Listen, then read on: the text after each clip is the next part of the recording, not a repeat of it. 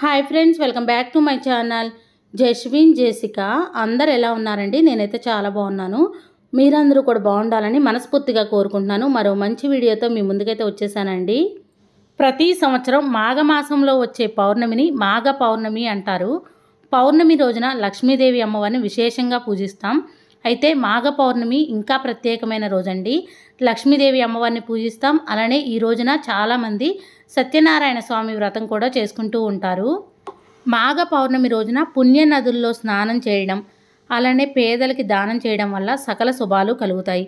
ప్రతి నెలలో వచ్చే పౌర్ణమి కంటే ఈ మాఘ పౌర్ణమికి ఎంతో విశిష్టత ఉంది.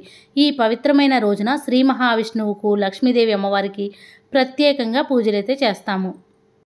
ఈ వీడియోలో నేను మాఘ పౌర్ణమి రోజున స్వామి అమ్మవార్ల పూజను నేను ఏ విధంగా చేసుకుంటానో షేర్ చేస్తానండి. ఆ రోజున పాటించవలసిన నియమాలు ఏంటో కూడా షేర్ చేస్తాను. మాఘ పౌర్ణమి ఎప్పుడు వచ్చిందంటే 2025 ఫిబ్రవరి 12 బుధవారం రోజున వచ్చిందండి. పౌర్ణమి తిథి ఎప్పటి నుంచి ఉందంటే ఫిబ్రవరి 11 సాయంత్రం 6:55 నుంచి బుధవారం అంటే ఫిబ్రవరి 12 బుధవారం రోజున రాత్రి 7:22 వరకు ఉంది. అంటే మాఘ పౌర్ణమి మనకి ఫిబ్రవరి 2 బుధవారం రోజున వచ్చిందండి. మాఘ పౌర్ణమి రోజున ఉదయాన్నే లేచి ఇల్లు గుమ్మాలన్నీ శుభ్రం చేసుకొని వీలైతే నదీ స్నానం చేస్తే చాలా మంచిది. నదీ స్నానం చేయడం వీలు కాని వాళ్ళు ఇంట్లో గంగాజలం ఉంటే మీరు తలస్నానం చేసే నీటిలో కొంచెం గంగాజలం కలుపుకోవచ్చు. లేదంటే పసుపు కానీ కలుపు కానీ వేసి తలస్నానం అయితే చేయొచ్చు. ఇల్లంతా కూడా పసుపు నీళ్ళు చల్లుకోవాలి. గంగాజలం ఉంటే చల్లుకోండి, చాలా చాలా మంచిది.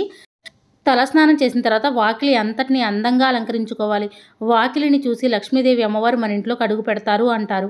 తర్వాత ద్వార పూజ అయితే చేసుకోవాలి. గుమ్మాన్ని చక్కగా పసుపు రాసి కుంకుమ బొట్లు పెట్టి బియ్యం పిండితో ముగ్గులు వేసుకొని గుమ్మం దగ్గర పసుపు, కుంకుమ, గంధం, అక్షంతలు, పువ్వులు పెట్టి నమస్కారం చేసుకోవాలి.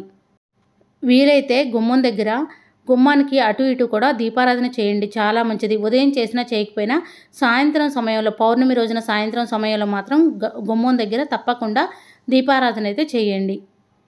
పూజను పీఠం ఏర్పాటు చేసుకొని చేసుకోవచ్చు, లేదంటే పూజా మందిరంలోనే చేసుకోవచ్చు.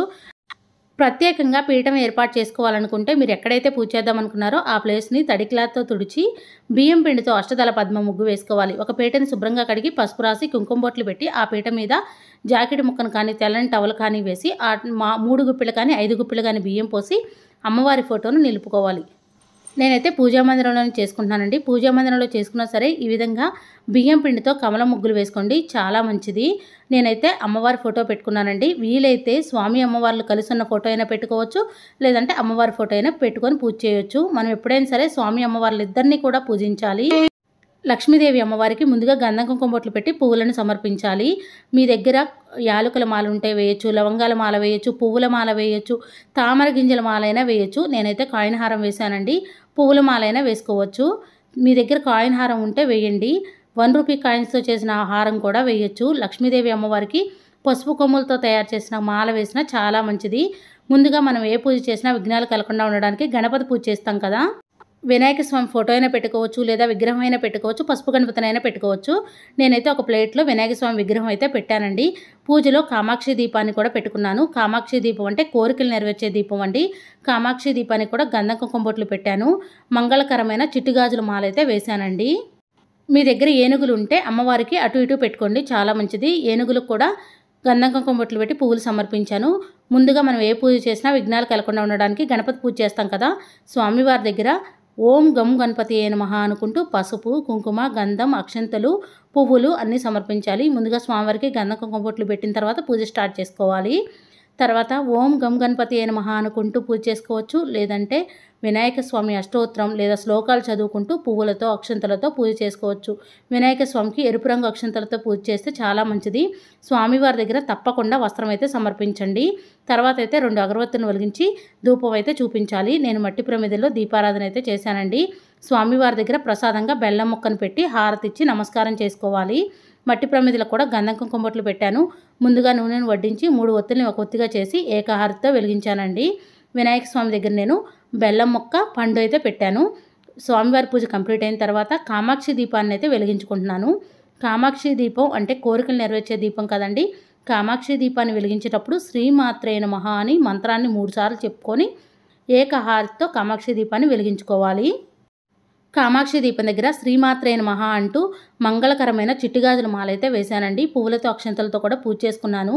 కామాక్షి దీపం దగ్గర పువ్వులతో అక్షంతలతో పూజ చేసుకుంటూ మన మనసులోని కోరిక చెప్పుకుంటే ఆ కోరిక తప్పకుండా నెరవేరుతుంది. తర్వాత నేను వెంకటేశ్వర స్వామి విగ్రహం అయితే పెట్టుకున్నాను. వెంకటేశ్వర స్వామి విగ్రహం దగ్గరైనా పూజ చేసుకోవచ్చు, లేదంటే ఫోటో పెట్టుకుని కూడా పూజ చేసుకోవచ్చు అండి. గోవిందనామాలను చదువుకుంటూ నేను 1 రూపీ కాయిన్స్తో పూజ చేసుకున్నాను. అలానే పసుపు రంగు చామంతి పూలతో అయితే పూజ చేసుకున్నానండి. కావాలంటే పువ్వులతో అక్షంతలతో కూడా పూజ చేసుకోవచ్చు. వెంకటేశ్వర స్వామి అష్టోత్తరం సహస్రనామం చదువుకుంటూ పువ్వులతో అక్షంతలతో 1 రూపీ కాయిన్స్తో పూజ అయితే చేసుకోవచ్చు. తులసి దళాలతో పూజ చేసుకుంటే చాలా మంచిదండి. తులసి దళాలను స్వామివారి దగ్గర సమర్పించుకుంటూ ఓం నమో వెంకటేశాయ అనుకుంటూ పూజ చేసుకుంటే చాలా మంచిది.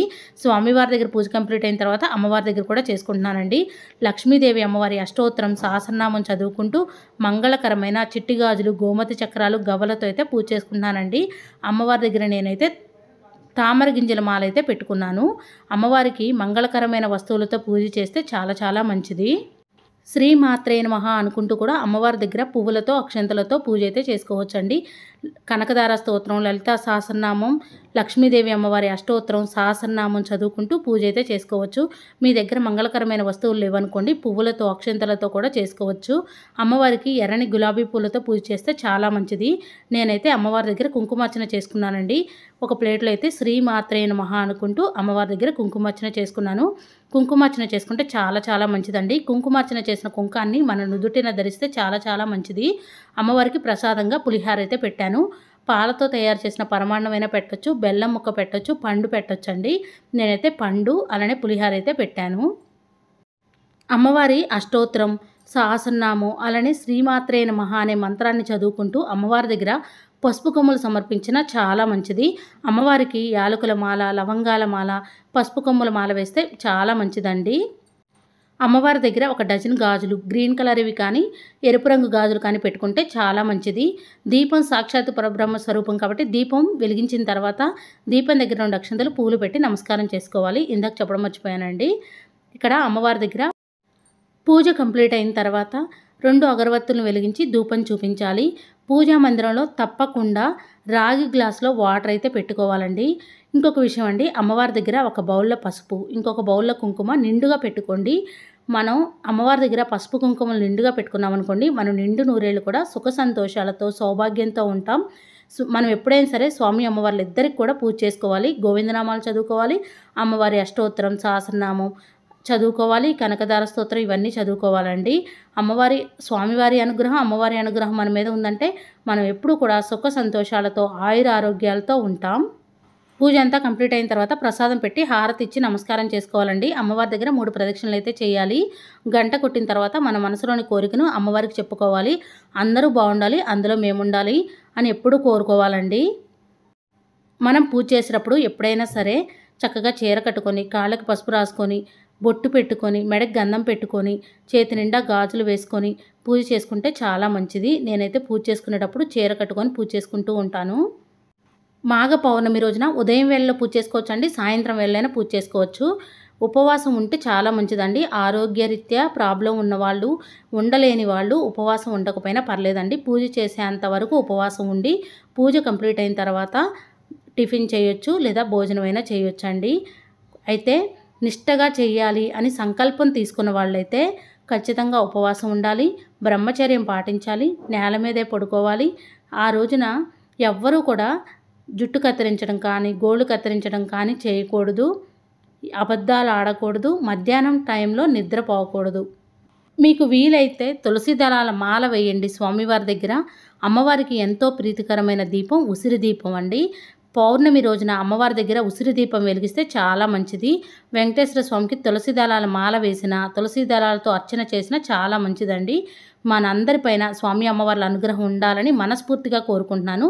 పౌర్ణమి రోజున ఎవరైనా సత్యనారాయణ స్వామి వ్రతం చేసుకోవాలి అనుకుంటే హ్యాపీగా చేసుకోవచ్చండి.